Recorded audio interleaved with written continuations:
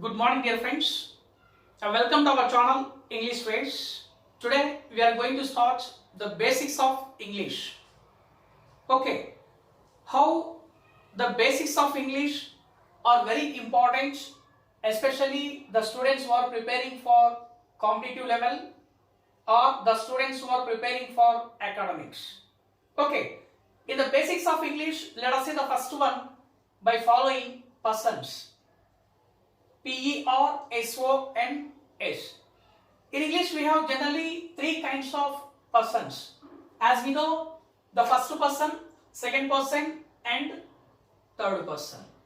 These persons are divided into two ways. One is as a singular, as a plural. One is as a singular, as a plural. First person singular, I, plural, we. Second person singular, you, plural, you.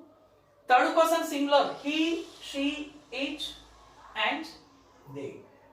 Of course, fine. When you listen these, they are very easy to understand.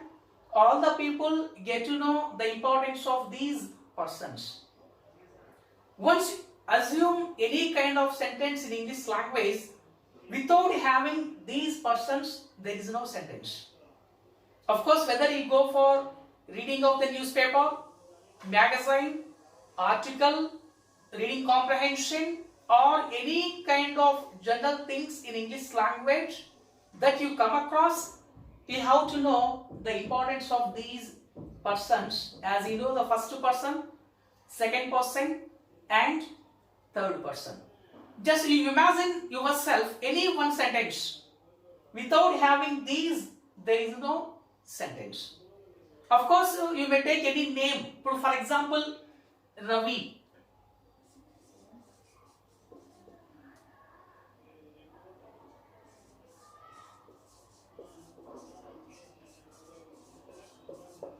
Ravi goes to school. Ravi goes to school. As you know, basically Ravi is a noun. Basically, Ravi is a noun. Goes, verb. School is a noun. Okay, here Ravi goes to school. Right now, I talk about Ravi. Generally, it is the name of a person where you take it as a noun in the sentence. Okay, but here when you come back to the persons, here third person singular, he. Ravi or he goes to school. What is the difference between Ravi or he? Ravi is a noun, he is a pronoun. That's all. The meaning will be the same. Here we indicate the name of a person. Here we can avoid the repetition of the noun. For example, if you take the same example, Ravi goes to school. For what?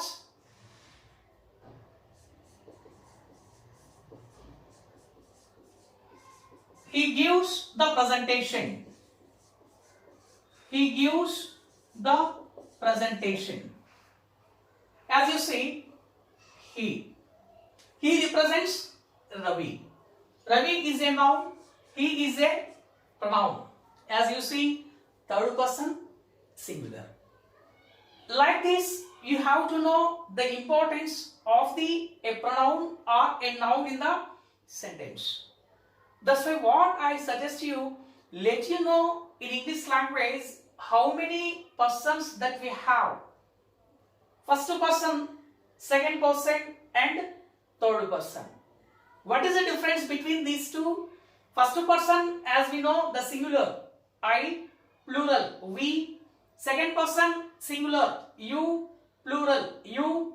Third person, singular, he, she, it, plural, they. Get this point?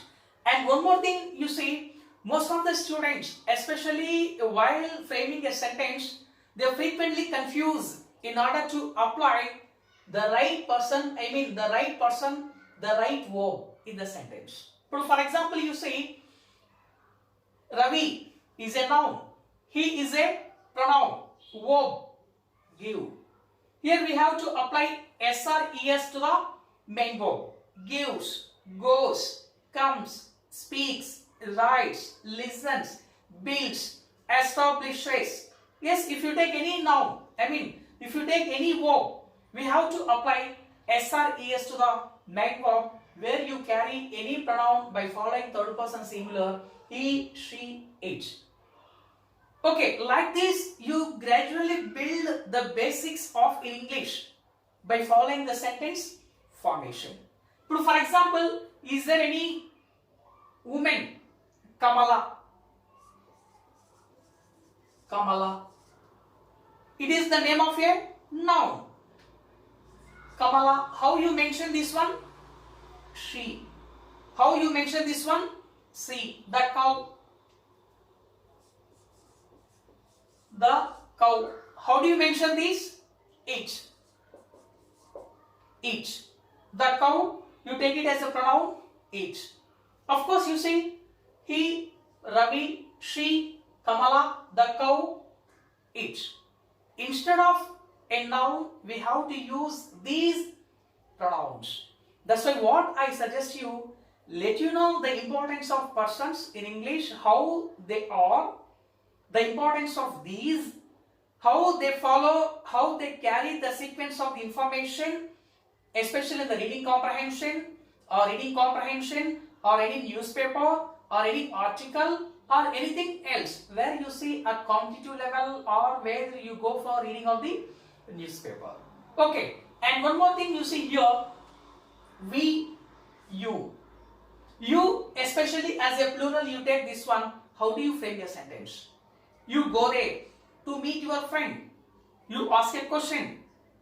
You ask a question. You ask a question. How that will be, you see? How that will be, you see? You are coming here. You are going there. You suggest your friend. You request your friend. Okay, you publish a book. You write a novel. You write a novel. Let us see how we frame many of examples by following you. You. Or else they. They come here. They come here. They also we use it as a pronoun. For example, you see, if you want to mention any noun instead of they, then you mention people. People. Plural. People come here. They come here. People is a plural. They also is a plural. It indicates more than one. People, of course, it may be 10 people or 100 people or more than 100 people, but you simply mention people. Instead of following this noun, you directly carry they. Directly carry they. They come here. They go here. They go there. They ask a question. They build a house. They construct a sentence. They are very simple. They are very honest. How you see? How you see to mention a group of people. Like this, when you do practice by following the basics of English, especially the first one is persons. As you know, the first person, second person and third person, which is singular, which is plural. It is compulsory. We have to know singular and plural. It is the day one, as I tell you, how they carry as a singular and as the plural. Till the end of the topic, especially in the grammar, we have to know which is singular, we have to know which is plural. Because we have to follow the Concord rule or the agreement of the verb. What do you mean by the agreement of the verb? When the subject is in singular, the helping verb should be in singular. When the subject is in plural, the helping verb should also be in plural. This relation is called the Concord rule or the agreement of the verb. Let us see the live example. As I tell you, I am preparing for the exams. I am doing it. I am asking a question. I am going there. You see, I is a singular. The helping verb should also be in singular. They are. they is a plural, helping verb should also be in plural. You see how it is. I am doing it. When the subject is in singular, the helping verb should also be in singular, I am. When the subject is in plural, the helping verb should also be in plural, are. They are, I am. It is very, very basic. Of course, if you want to handle any sentence in English language, unless you know these basics, you become helpless. That's why, for kind information, what I suggest you, what I recommend you, you have to follow these, the basics of English. If you know these, it becomes very easy to move on the sentence. When you move on the sentence, it becomes very easy to move on the passage. When you move on the passage, it becomes very easy to move on the article. That's why the comprehension begins from a single word, later phrase, later a sentence, later as a passage. Okay, I don't say that you don't know anything else. You have the basics. You put it practice, you put it in order to understand anything else. Because, for example, if you know how to understand a word in the sentence, it becomes very easy to understand phrase. If you understand the phrase, it becomes very easy to understand sentence. You see, everything has been interrelated. Word, phrase and sentence. Because word is part of the phrase is part of the sentence. Unless you have a word, there is no phrase. Unless you have a phrase, there is no sentence. Without having a sentence, there is no a passage. It is very simple. That's why what I suggest you, let you know the word, how that will be. Let you know the actual meaning, contextual meaning.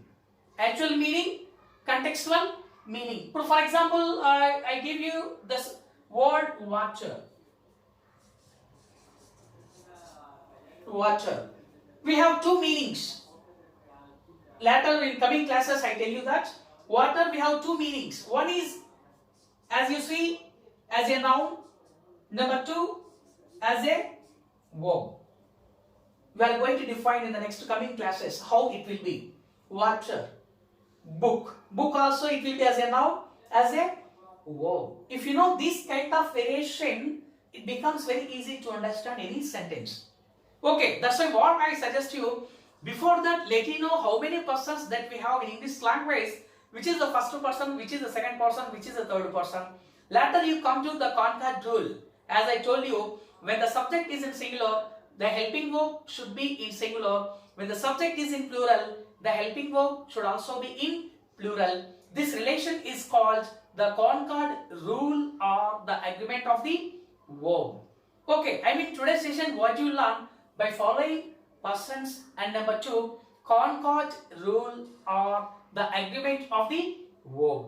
It is very, very essential for kind information.